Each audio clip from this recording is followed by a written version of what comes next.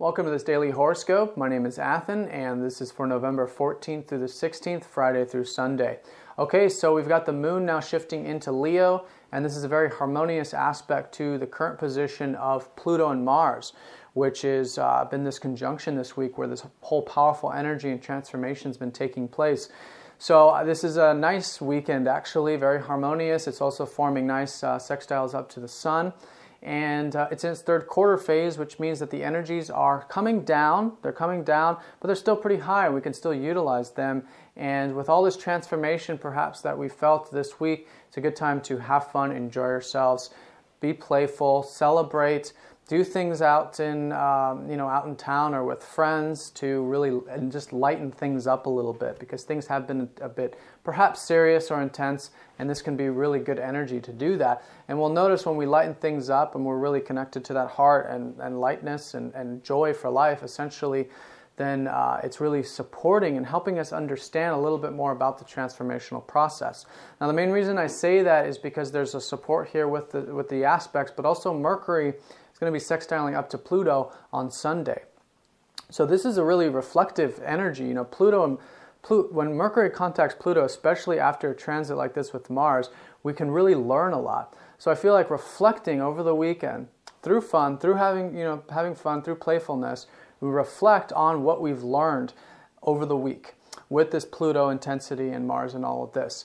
And if it's not necessarily very conscious, it's just an intuitive reflection, because the work Pluto does isn't always very known. It's not always very visible. It's behind the scenes. It's in the psyche. It's doing inner work that is such a high frequency that's hard to really wrap our heads around sometimes. But the more we do, the more we try to understand what we've learned, I think the more we're going to benefit from it. So do that reflection over the weekend, and you have the ability to really dive deep into the matter of things. And if this has to do with the week, you'll be able to really see perhaps the changes that have taken place and the great strides that you've made and the leveling up that you did over that Mars-Pluto conjunction. Now, also on Sunday, we've got two major events. We've got Neptune going station direct and the moon going into Scorpio.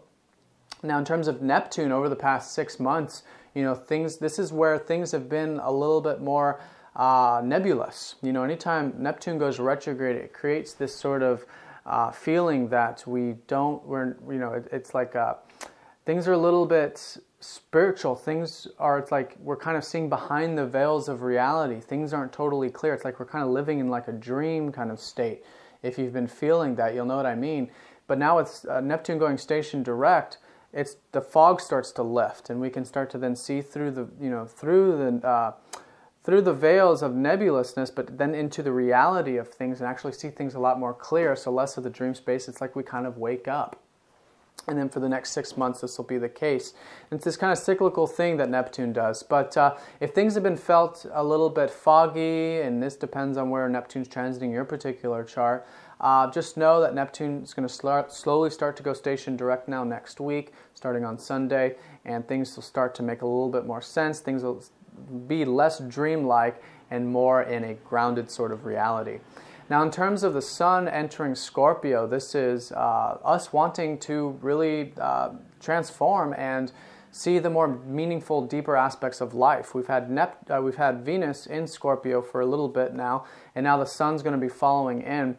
So this is an orientation of wanting to have fun in the deeper aspect of things, and the sun ruling Leo with this activity in Leo, it's perhaps doing something over the weekend that's more meaningful in nature, that's deep. But while it's light, it's also real. That's just the orientation that we're really going to be shifting towards.